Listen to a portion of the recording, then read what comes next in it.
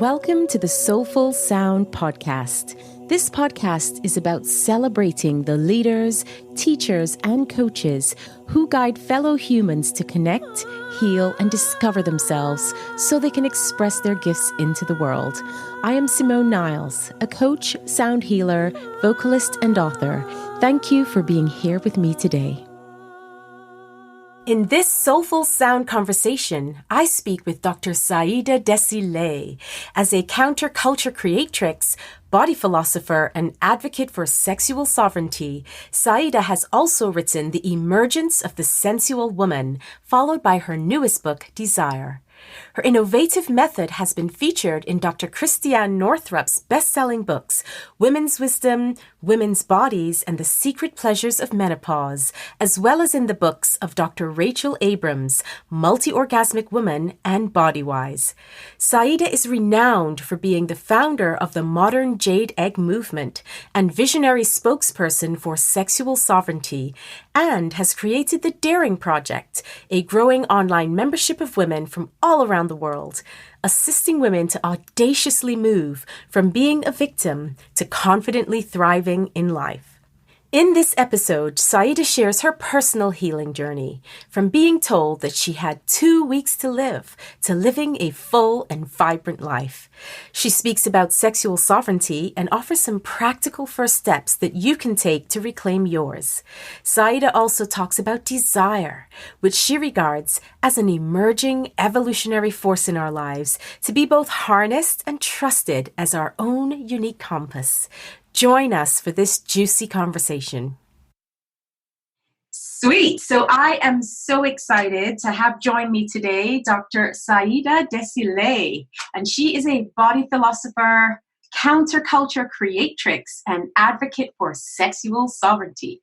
Love it. It's such a juicy line. I want to know more. So can you break that statement down a little bit for me? So what is a body philosopher?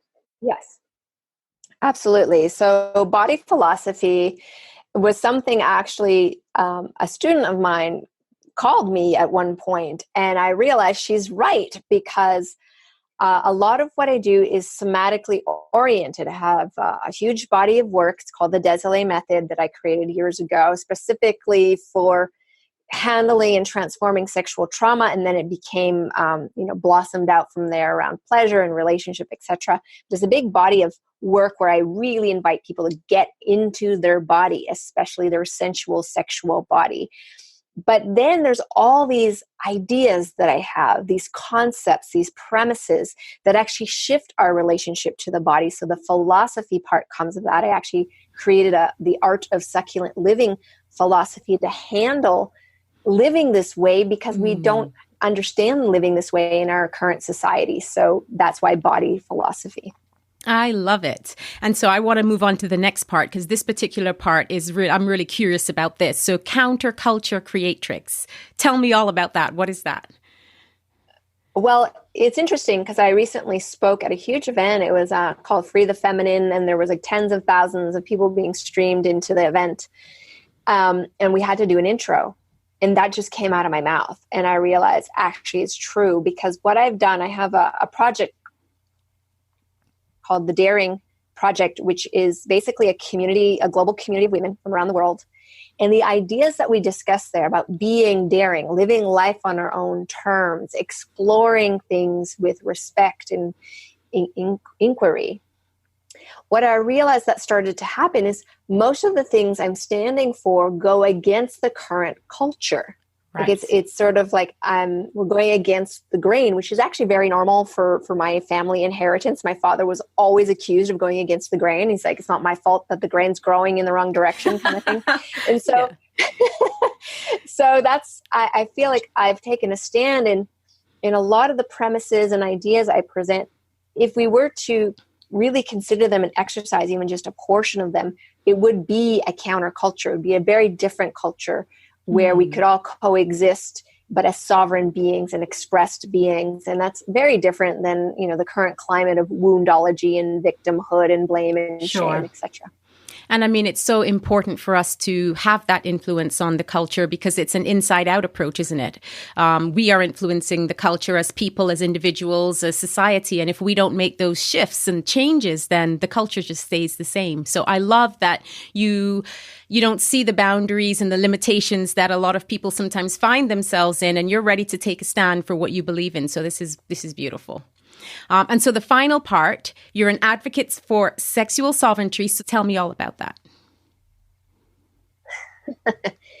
Well, it has a more serious note because one of the things that I do is I train professionals in my methodology. So doctors, naturopaths, practitioners of various kinds that work with women. And one of the things that I realized in my body of work after 2.5 decades was that there was a consistent piece that kept emerging when I was working with women, no matter what the culture was, the age, the background, the class, the skin color, it didn't matter. Right. This one thing was consistent across the board, and I named it sexual sovereignty. Now that term is being used very freely, but I was using this over a decade ago, and I started writing about it maybe 7 years ago. Sure. And it became clear. I'm like, oh, this is what's happening. Women are actually coming home to that their body, this is theirs. This is their sovereign space. So sexual sovereignty implicitly means that no person, institution, or government has the right to determine what happens to your body, meaning who you want to make love to, how you want to handle your fertility, et cetera, the kind of sexuality you want to express. That's your domain, not theirs. And that's important. And as I was researching this, there's nowhere yet on the planet, and I'm happy to be corrected if it does exist, but I haven't found it, where there's a constitution or a Bill of Rights or something like this that clearly states that a human being has the right to their own body. This was shocking to me, but it also makes sense because that's why collectively we allow slavery to still exist today. It's why we allow the sex trade of children. We don't respect the sovereign space of another individual as a collective thing, even though a majority of us, when confronted with this, will go, no, I do. But still, we're allowing for these things to happen. So I think collectively, sexual sovereignty as an idea is really important because it's going to open the doors to redefining what this birthright is and the responsibilities that come along with having a sovereign space. That is absolutely amazing. I think that we need more people like you because, you talk about not necessarily knowing whether it exists or not, but I think what I'm interested in knowing is what are some of the very practical steps that you think people can take so that as we come together as a collective, we can make that change and make that something that is, vital to us existing and cohabiting this planet. Mm-hmm. So the first step which is a fantastic first step because it's an invitation to starting to have a deeper relationship with yourself and with your body. And I know it sounds kind of trite and simple, but it's not, because we're indoctrinated culturally to be disembodied, to disassociate. We have so many traumas that take us out of body. We are taught these weird ideas. Somehow, like, we use sex to sell everything. So we look on the surface like we're pro-sexuality, but then there's this huge puritanical aspect to how we view sexuality. So we're getting mixed messages as we're growing up, especially young women. Sexuality is one of the only currencies that we're given as a form of power in the world. And so we misuse our magnetism. So all of these things, they're actually indoctrinated. They're social mandates. And so by coming back to relate to ourselves as a real person and start to question, what do I think? What would I love? How do I define this and that? Now what we're doing is we're a little bit pushing away those mandates, and we're starting to, as a sovereign person, self-define our our terms of how we want to live. And this is really important. So that's the first step, is just like, hey, wait a second. How do I define things? What is my truth? Do I even have a body? What is this body? How does it work? So coming back into the body is crucial right now, especially with issues around safety and boundaries. If you're not in your body, there's no one home. If there's no one home, it's easy to abuse that home. Yes. So it's crucial. Yeah, that's a very, very important part of the beginning steps of this. Yeah. And I mean, as I'm listening to you, you talking about people not necessarily, being in their body. I mean, I have a 22 almost year old daughter. And one of the questions that people often ask me is, what piece of advice would you give me for my teenage daughter growing up? Because, you've raised one, mine's just coming up behind you. And I said, well, when my daughter was 16, one of the things that I asked her was whether she masturbates. Does she pleasure herself? Because I know growing up in my generation, certainly, and I was a late bloomer in that field personally, that while it wasn't something that was said directly to me, it was certainly, seemingly something that, you're not expected to do, frowned upon by some. And so, you either did it in secret, or, those who did it was like, wow, taboo. And so for me, it was really important that I gave my daughter that straight away, that support, and giving her the curiosity. And I don't want to use the word permission, because she has to give herself that, but certainly my blessing in her exploration of herself, because there's so much to learn from that. And as you say, coming into your body, you have to be okay with actually, expressing whatever needs to come through it. And so I think it's wonderful. And I have the shock on faces very often when I talk about this, because they think, that's the advice you're going to give me for my daughter. And I said, absolutely, because I know the power of it. Mm-hmm. Yeah, I would agree. And I actually, here's a little twist for all the parents. What you embody, what you currently, like how you live your current life, your sexual life, is what you give to your kids. That is the imprint that they get. You could say all the niceties and kind of appear like you're pro sexuality and pro empowerment, but you're not living that. They're not going to get it. They get what you live. So the number one thing I think for all parents is the way that I'm currently expressed myself in this realm, that which I want to pass on to my children. And if it's not, then there's an invitation to explore and embody more. And the second piece, is honor erotic innocence. Children are erotically curious, but they don't view sexuality in the same way that adults do. It's not a segregated, separate thing. It's just, they're curious about their body, something feels good, and that's pretty much it. It's not pornographic. It doesn't have an agenda. It's pure. It's innocent. It's the orientation of, when I stroke the tip of my nose, oh my God, it feels so good. When I touch my forearm, oh, lovely. Oh, this other part feels really delicious. These things are natural and they're meant to be. And if parents can hold the space of erotic innocence for their kids, and just, obviously you teach them boundaries. My parents had to go, they were like, Saida, you're in the middle of a Safeway aisle. It's not the time. So I think there's two facets to sexual sovereignty, and that's for men, women, and children, and that it is a birthright, but with the right and the freedoms that come with having that come responsibility. And right from the beginning, I mean, I was 2 or 3 years old, my parents were teaching me boundaries, because I was very much into my body and I didn't understand the world, and they did. And so those boundaries that I got at a very young age actually saved my life on multiple occasions later in life, when I was a blossomed young woman and interfacing with unconscious people.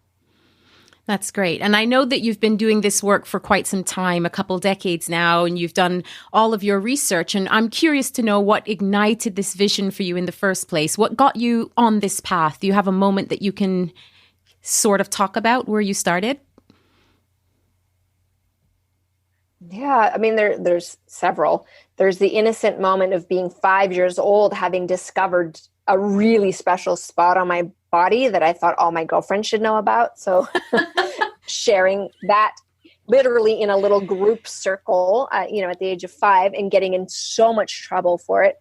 And thinking to myself, this person wouldn't be so angry if they knew about this spot, So you could see already at a young age what would be the formative Saida. But I think the moment that was a big crossroads, that was kind of like the proof in the pudding kind of moment, was having gone through a violent rape experience and being told that I had 2 weeks to live and being faced with a choice. Believe my doctor and die, defy my doctor and live. Now, in the defying of my doctor and living, that choice, choosing life, kind of unfurled all that which soon became my method. And then I shared it with people. But it first started with a traumatic, having to face, I'm going to die, I've got 2 weeks to live kind of situation, to, hey, I want to live. And living isn't just surviving. Living is thriving. Yeah. So I was very curious, not just to survive that experience, but to completely, wound to power experience. And that definitely, I think it's what also allows me to relate to women who've been hurt. And what's important for them when they hear my story is that they can see a living example of what's possible when we choose life. And they can see that there's opportunity, an invitation of possibility for them to do the same. And I think that's what kind of, sparked the whole journey from there. Yeah, I mean, that's a very, very potent start for sure. One of the questions that I did want to ask you, actually, because a lot of my work, as you know, is around healing and connecting with self, was to know a little bit about your journey and the healing that has taken place for you so far and continues to take place. So as you mentioned, the traumatic experience that you've had, and obviously you're still here with us today, thankfully. What would you say got you through that experience? Because obviously you've chosen, as you said, one route was to listen to your doctor or defy, and you didn't know necessarily at that point which way to go. How did that, tell me a little bit about that particular part. Yeah, that was a strong, well, imagine, I wake up from surgery, I'm told that information. And now I have 2 weeks to set my affairs straight, because that's kind of the time I'm given. But because I chose to live, it was like when you make a choice to heal, the next obvious step becomes obvious. And so for me, the next obvious step was leave the damn hospital. Like, I had stuff all over my veins that I got a day pass and we taped all these things. I'm all like, ugh. I get on a public transit because I'm so poor I can't even afford like anything else than like $1.50 to take a bus to a healer somewhere. And I get to her home. It's in a home, and she's a iridologist and an herbalist, and she looks at my eye and she goes, "Oh, you're at a crossroads, aren't you?" I said, "Yes." She goes, "Well, what are you choosing?" I'm like, "To live." She goes, "Okay, let's do this." And so she gave me really powerful herbs, a big bag full, and then these empty little capsules. And I went back to the hospital because I had to be there.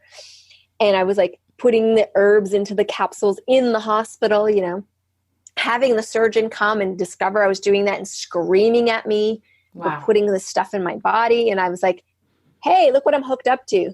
You have no right to scream at me when I'm being pumped full of all these drugs. Yes. And if I'm going to die anyways, what do you care? Just let me do. These are my dying wishes, is to take these silly little herby things. So go away." So there was an act of defiance within my spirit. And I think that's an important part of the healing journey, is there will be people. The reason we're not well, the reason things are happening is usually, it's not just one cause. There's stuff around us, right? And for me, it was about a reclamation of my body and my space because it had been violated. Then I had a surgeon trying to violate my choices. So there was a theme of violation that was happening. And I had to constantly keep choosing life, keep choosing me. And So that's a really obvious, I think, theme in the beginning. And then the second part that happened, Simone, is I survived the 2 weeks, and I had a huge cyst, like the size of a massive grapefruit on one side of my body, and they wanted to surgically remove it. Wow. And I said, how long do you give me to heal this? And they said 6 weeks. So I said, fine, I'll come back in 6 weeks. And off I went. So here's the second important part of the healing journey is I went away from everything. I lived on my friend's sailboat, on a beautiful island in Canada, and had fresh air, alone in this tiny space. And I didn't leave the boat till I almost like fully detoxed all the raw emotions that were moving through my system. And I remember like writing, and I'd be so angry that I'd tear the page with my pen, like just tear it up, and I'd throw the book, and then I'd calm down. And I was going through all these emotions. And after a few weeks of that, I felt complete. And I immersed I came out of the sailboat and walking all wobbly because I'd lived for 2 weeks on the water. And eventually made my way back so the doctor could either remove the cyst or, whatever. And it was completely gone. My body had healed itself, but I wasn't focused on healing the cyst. The next obvious thing to me on that part of the journey was go away from everyone and their opinions and their this and their that, and just be with this. And that was a huge part of the healing. And then expression, because I was screaming, I was laughing, I was crying, I was writing. Yes. I'd sleep any time of the day. I would eat whenever I was hungry. I literally lived in the moment. If I was thirsty, I would drink. If I was tired, I would sleep.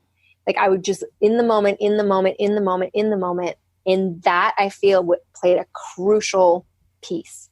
And then the third part of the journey after that was kind of a reconstructive part, because I'd been loaded so fully with so many antibiotics and things, my system was messed up. And it actually took 10 years to fully recuperate from just those few weeks in the hospital. So that journey within that decade, I dedicated myself to a deep cultivation of my sexuality and my heart. I dedicated myself to the exploration of deeper philosophy, of inquiry, of spirituality. So I tried many things, many modalities, and some of them were great, some of them were not. But at the end of the day, I would just kind of extract the jewels that made sense for me, and then put that on my little necklace of wisdom, and would progress forward. So yeah. That's really interesting. I mean, I talk a lot about steps in healing, and I think the first one for me is the same. I think very often we don't realize that we have a choice. A lot of people, go into victim mode and, why me, poor me, and not realizing that they have a choice in their healing. And by that, I don't mean that everyone who decides to live does.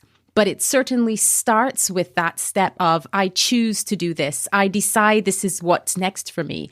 And I think that in itself is a healing, because it allows you to flip that victimhood on its head and say, I take control of my well-being, of my life, and how things unfold. I think it's great that you were able to do that, know that straight away. And then, of course, as you said, act on it.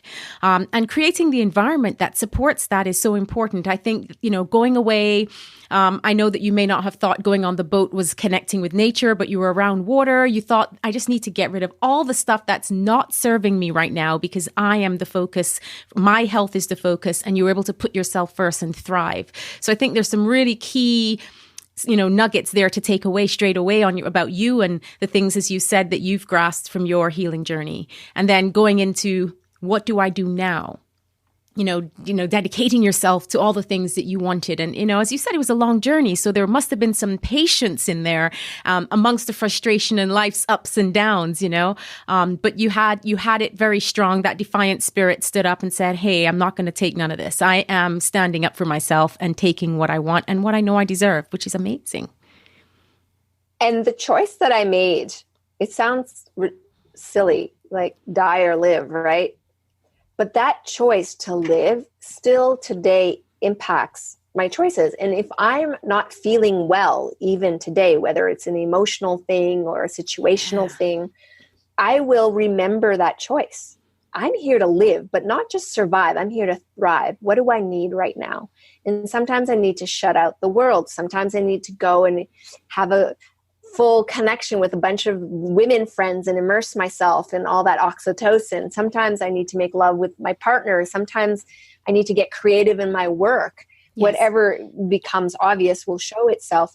But it's always based on a fundamental choice to thrive. And I think that that's a very crucial thing for people facing difficult choice of it's traumatic to be sick. It's not fun.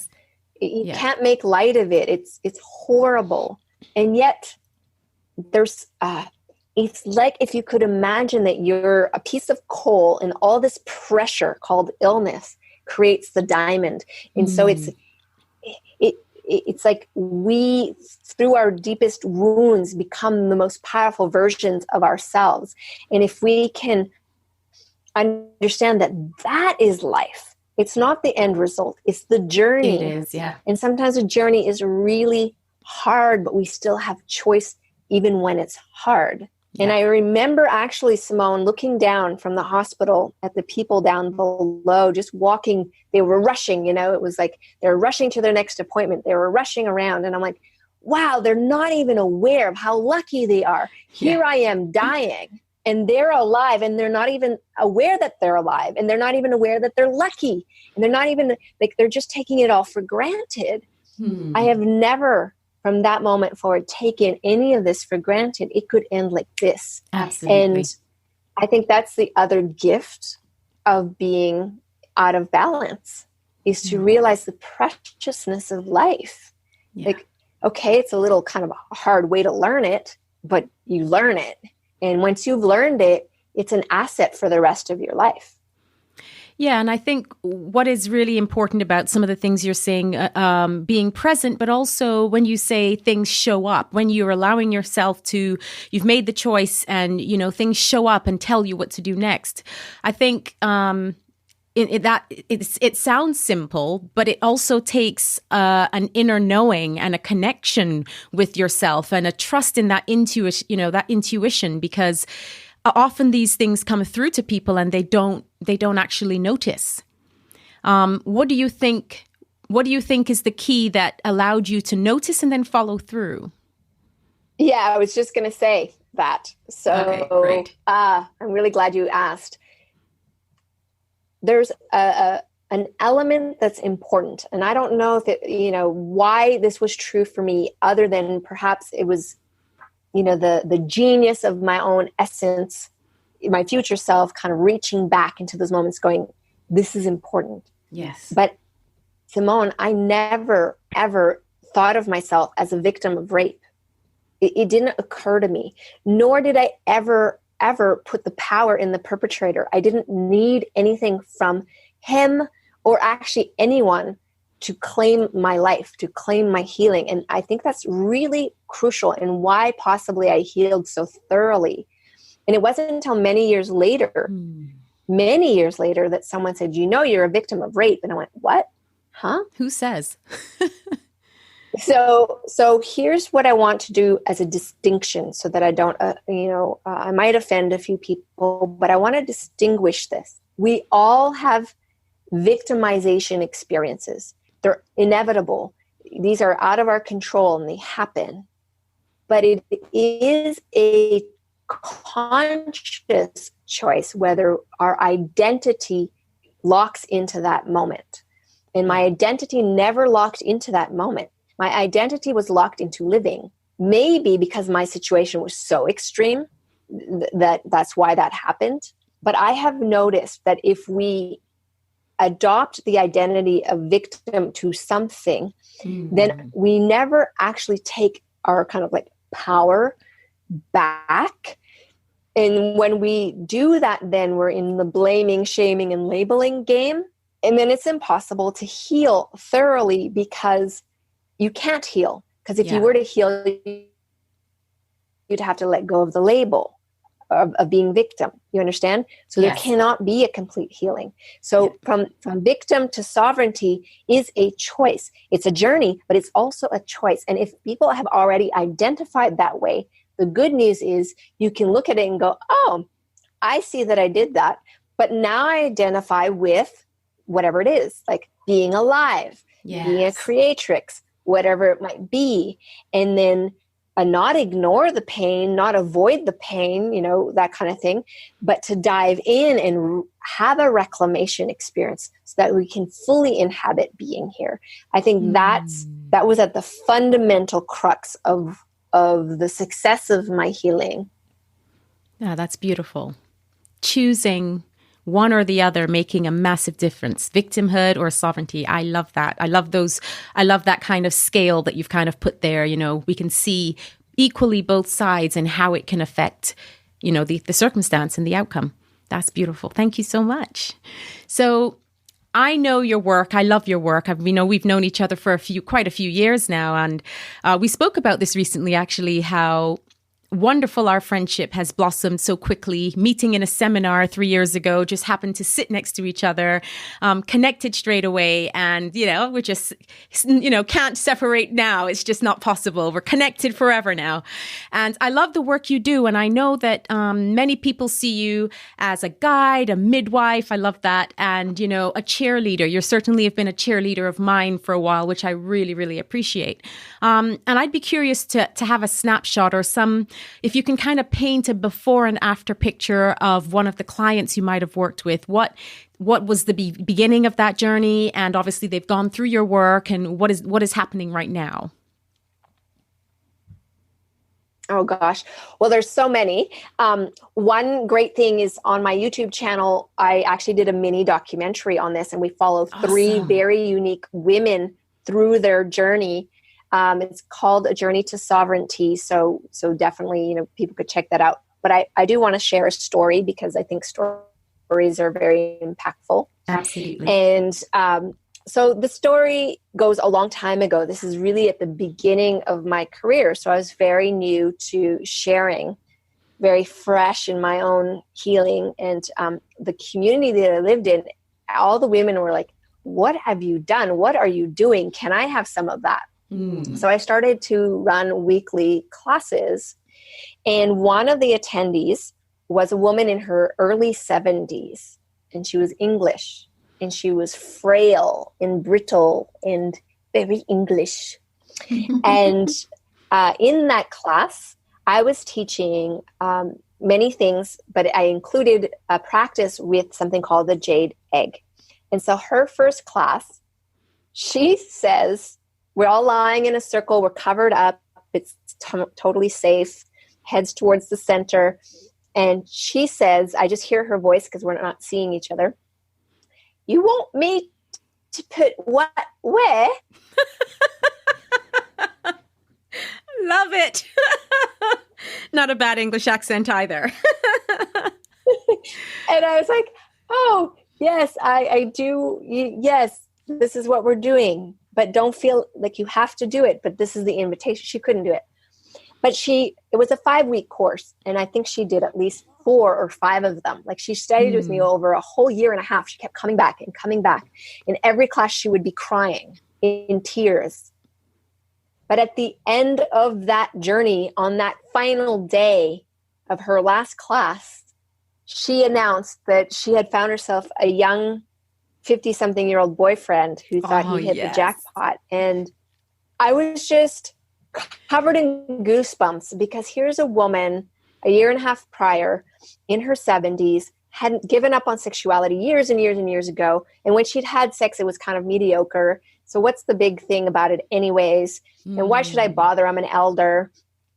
Going through the confrontation of having a feminine body, of having emotions, of redefining, what does it mean to be sexual at this age? What does it mean to have a body that's still very sensual once you start to wake her up?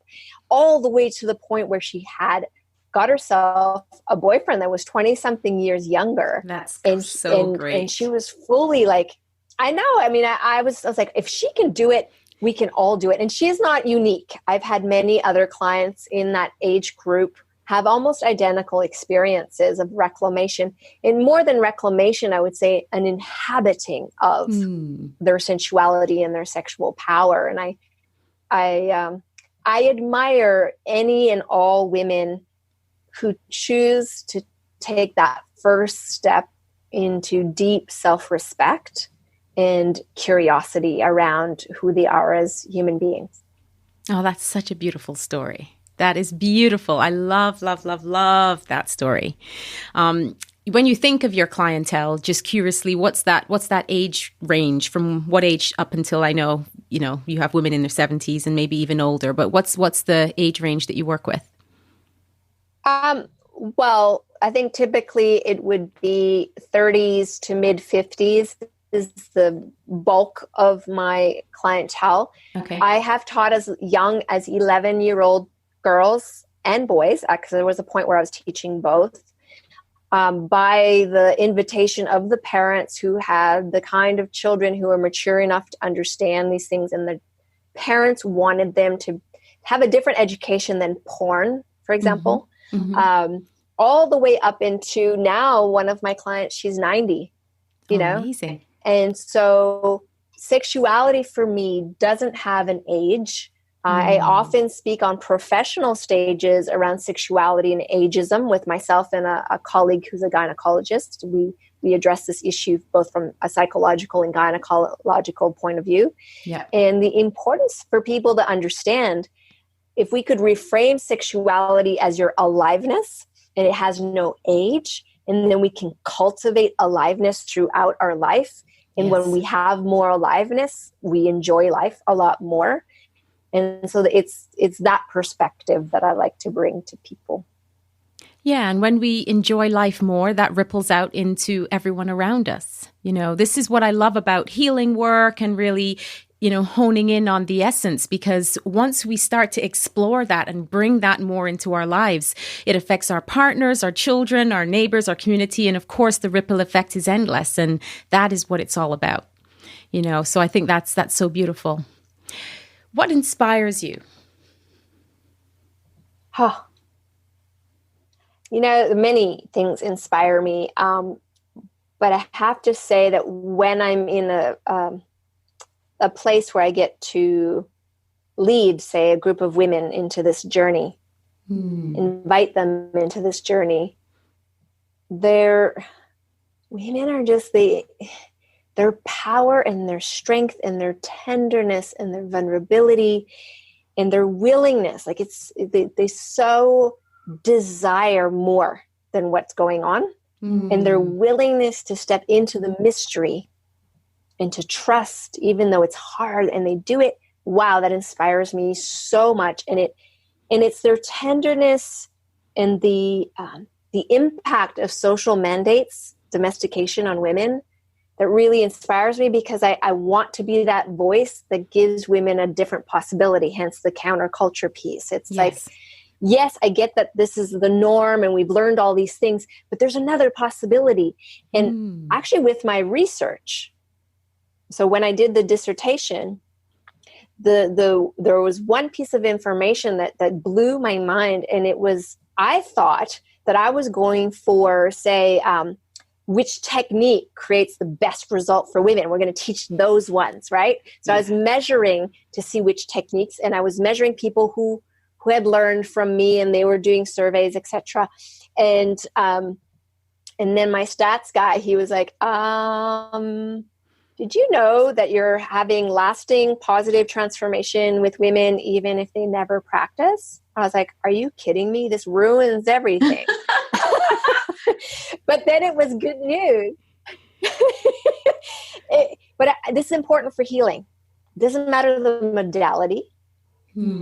Doesn't matter the items used, crystals, chanting, ointments, potions. Doesn't matter. The healing occurs because the person is willing to meet themselves. And no matter which modality they choose in order to have that meeting happen, it's irrelevant.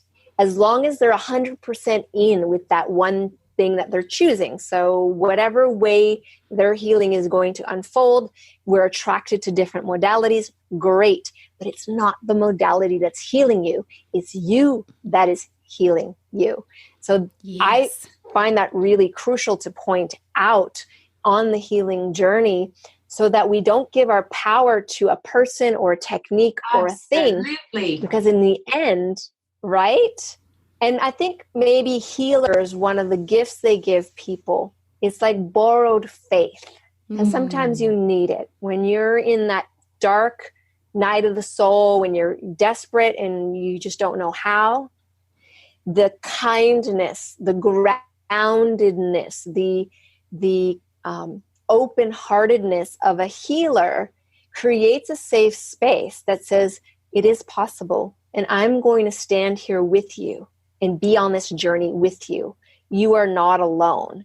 I think that is very impactful, because then the person can focus on what needs to happen, which is paying attention and unraveling and coming literally back into right relationship, right? So that's the gift of the healer, I believe. Yeah, I think that is so well put. I mean, I often, when I'm working with clients, we talk about healing it's very much self-paced, and we're the catalyst to help spark that healing process. But their bodies, the way they move forward with this expression and this healing is really their job, their responsibility. Equally happy to support that. But I think it's really important, as you said, is coming back to self. I think that's the main thing that I work with, helping people to really connect with who they really are, who they truly are. And I'm not talking about the layers and the labels and the things like that, but that true, pure essence that we all have and know. And sometimes, yes, because of life's ups and downs, things become disharmonious. It's life, it's the journey. But getting back to that harmonious state is definitely about that responsibility that you want. As you said before in your healing journey, I choose to live. So I choose to heal. I choose to do something about this situation. And one of the things, as a sound healer, one of the very first things we start all of our sessions with, I mean, certainly I do, and this is what I've learned to do, is to, put yourself in that place where you are channeling what they need. You're taking yourself out of the situation. So, may healing sound flow through me for Saida's highest good, whatever that is. I don't need to know what it is, because you know what it is. And sound is flowing through me in a way to support that. And I think that's exactly what you're saying. Regardless of the modality, the healing tools or techniques, we both have so many different things under our belt, but working from that intuitive space and being present for the person in front of us is really, really important. And I think that's a really good distinction to make. So that's awesome. Thank you. Yeah. And I have received a sound healing from you. I remember you did it long distance. Yeah. You did it while I was sleeping, because we are many hours apart. That's right. And while you were doing the healing, do you remember, while you did this healing, you got information. Yes. And I had a dream identical to the information you received during that time. So even I was sleeping, we're long distance and time, and yet we both got the same information when we checked in later. And that was a really important part of, so here's what I want to say about healing.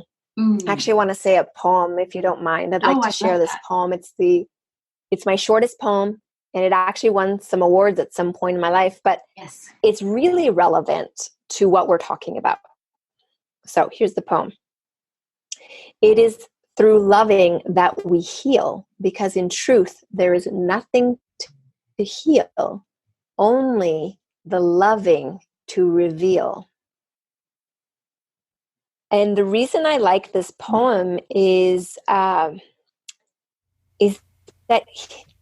healing to me, it sounds like something is happening, like we're doing something to someone. Yeah. But in truth, that's not what's happening.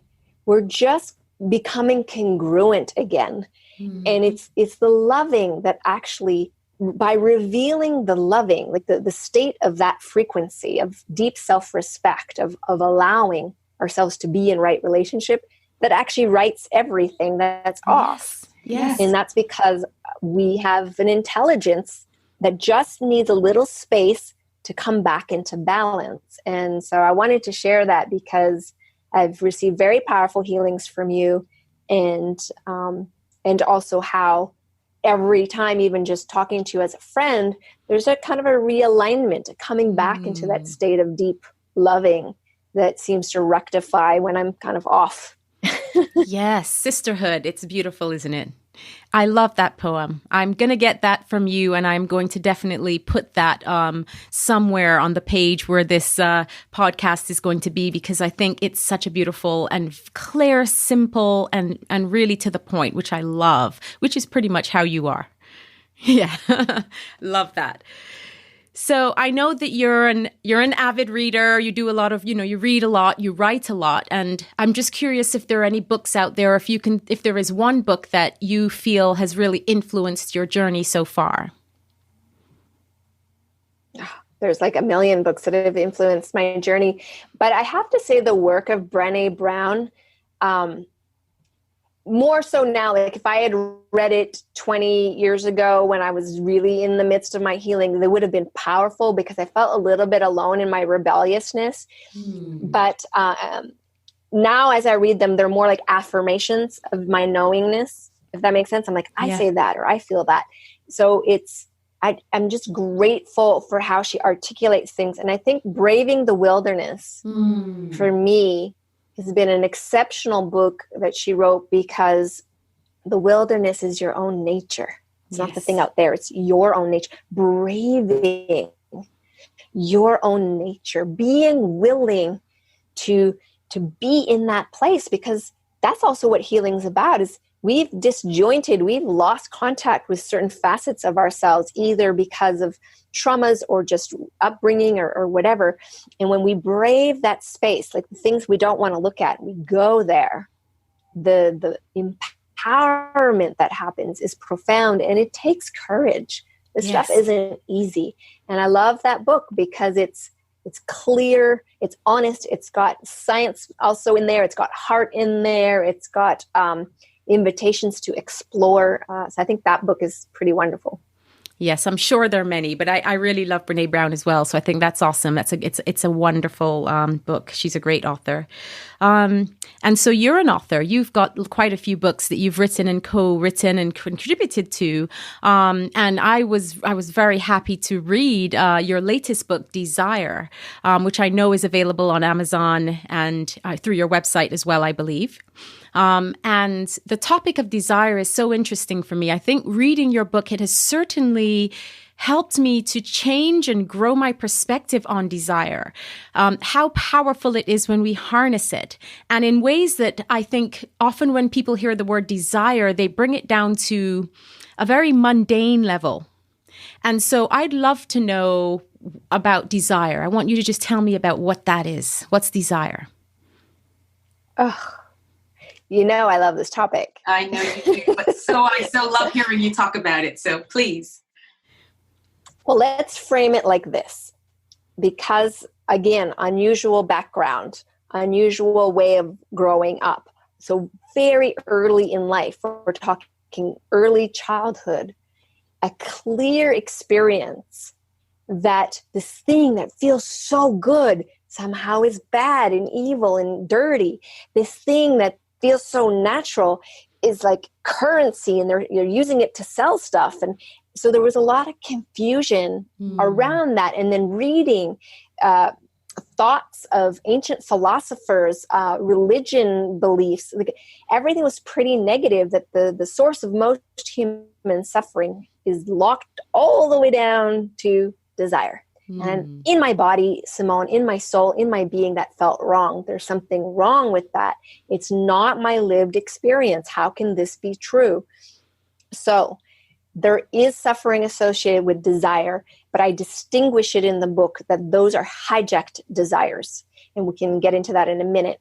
But what I want to talk about is, here's a possibility that I offer through the book. What if we got it wrong? What if desire isn't this thing? What if it's a force of nature? Like it's just like gravity is a force of nature. What if the desire isn't static? What if it's part of the whole evolution of the universe, where it's emerging and it's evolving. So that which early humans desired, we don't desire that anymore because we've evolved. And every evolutionary step, the desire that was present was leading us to our next evolutionary step. And once that's complete, there's another form that appears. And so I started to consider that as a possibility.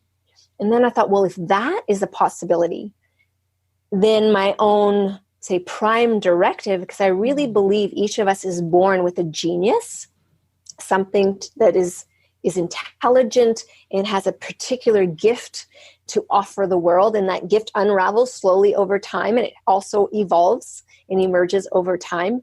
And what if the very things that we are drawn to, that we yearn for, is like a little whisper from that prime directive, and we feel it viscerally in our body so that we notice it. Yearning is actually can be painful, right? If you really want something deep in your heart and you're afraid you're not going to get it, ow, it's a vulnerable ache. And sometimes yearning hurts, our loins. It's like, oh God, it's like so aroused. I don't know what to do with this. Ow. It's a visceral expression. But if you go into it as a force and you start to understand it's calling you to something, and you start getting curious about it, and you lean in and you ask your heart, what deeply matters? Well, that's information. That's a clue to the journey that's unfolding that is unique to you. It's a powerful journey. It's a journey that matters. Every human life matters. And the things you deeply yearn for profoundly matter. Yeah. And every choice you make, whether conscious or unconscious, has impact. So if we can start aligning our actions with the truth of our deep, deep yearning, then we start to shape a very integrous path that may be unusual to others, but it's true for us. We need that innovative side, the things that are. We have our history for consistency. We have structures for consistency. But the way evolution works is new ideas come forward. I mean, years ago, there was no such thing as jumping on Zoom and looking at each other and having a conversation. We were hooked to a wall, to talk. And years before that, we had to write letters because it was the only way to communicate. And years before that, there was no communication other than maybe telepathy or something. So there has been an evolution around desire. Now let's go to hijack desires just to be real clear.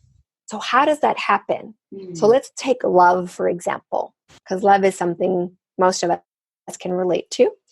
And at some point in our life, there is usually a calling toward love. We want to be in love. We want to experience love. That's a natural, human, beautiful desire. But that desire can get hijacked. And the way it gets hijacked, for example, for me, my first husband was hijacked love because he fit my list. I knew I wanted to be in love, but I had this list. He had to be black. He had to have dreadlocks. He had to make 6 figures, drive a Lexus, on and on and on, be a tantric master, Taoist master. I had this list, and I found one. What a list! I know. And he made all the check marks. He was like Superman, I was like, woo, I have scored here. And he asked me to marry him, even better, right? Right. The marriage lasted, I did say forever. And trust me, forever ended up being 30 days. so long forever that. Yeah. But here's what happened. My desire for deep love was hijacked by social mandates of we are conditioned to want what we want. We don't actually question what we want a lot of the times. And usually what we want is what we've learned to want. Because we watch other people, we listen to the media, we should have this and we should have that. And so that becomes the things we want. But underneath that is the true desire for deep love. But on top of that is the hijacked version, right? Can you see the difference? Yeah. And so when I go for the hijacked version, there's no possibility of real fulfillment because it's not my yearning. These are my conditioned yearnings. Had someone pointed this out to me years ago, I probably would not have married this man. I probably would have slowed things down.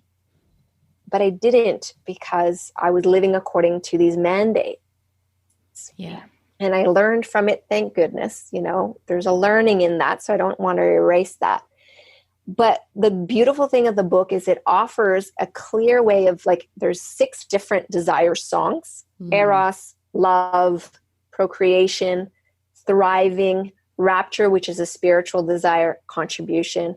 And it takes you through those, and it explains what's the true nature of that calling and how does it get hijacked and what can we do about it. And that turns me on, like, a lot, because this means that more and more people will literally practice freedom. They'll start to live life on their own terms and in alignment with that deep genius. And that is so exciting, because although I don't understand it, I believe there's a vast intelligence that's working through us all, and that your genius and mine, if we deeply express it, contribute to the wellness of all on this planet. And that's how it's designed, even though I don't totally understand why it's designed like that. Yeah. I mean, I could go on and ask you so many questions, just taking so much from what you've just shared. One of them would have been, what are some of the steps that we can take? But instead, what I'm going to say is go out and buy Saida's book. I've read it. I love it. It's amazing. It's on Amazon. You have to go get it if you want to know how to tell the difference between that hijacked desire and then the true essence, the true desire, looking at all the different practical ways and the stories and journeys through that. And find that authentic space for yourself so that you can be that joyous expression of desire that we all have within us. So I love, your work and your story and everything. I love you as a person, as a friend, as a sister, doing great work and, doing what you do to heal the world and make an impact. And anyone that wants to connect with you or find out more about you can find you on your website at DrSaidaDésilets.com. And on the social media platforms? Yeah, it's I'm going to interrupt because that URL doesn't exist. Oh, is it? So it would be Dare Your Desire. Okay. Saida Désilets, but also that's a hard one, like on podcasts. So Dare Your Desire is a lot easier. It's the same website, dareyourdesire.com. Dareyourdesire.com. Love that. So that's the one that I'm going to put underneath. Dareyourdesire.com, and on the social media platforms as well. Yes. So social media would be my name at Saida Désilets or at Dr Saida Désilets. There's different ones. That's fine. We'll get all the links and put it, so don't worry. We'll get all of that on there. And for the book, I also want to offer, so desirethebook.com is where you can find out about it and where to get it. Fabulous. And depending on which country you're in, like how to get the best kind of shipping costs. Yeah. But there's also desirethebook.club. And in that, there's all these free resources. You can get a playbook, which allows you to personalize your journey through the book. There's 4.5 hours of videos where I took my community through exploring the book and answering their questions. There's free meditations you can download. So it's just a really great resource to make this more real for yourself. Thank you. Well, I'll make sure I get all of those details from you so that everyone listening can grab it all. And so I have one final question for you, and that is, what is your soulful sound to the world? And that is, what is your self-prayer or desire that you wish upon the world? Such a beautiful question, Simone. Thank you. I think it's fairly simple. It's really inhabiting our body and inhabiting graciousness, grace, and curiosity. I think if each of us would do that, we would actually radically change how we relate to one another and how we create together. Beautiful. Well, may our soulful sounds come true, right? May that just spread out into the world and create what a beautiful existence for us all. Thank you so much for your love, for your time. Dr. Saida Désilets, thanks for joining us, and I'll see you soon. Thanks so much for tuning in. I hope you've enjoyed this episode. Please feel free to share it with your friends and remember to subscribe. From my heart to yours, sending you love, healing, and sound wherever you are.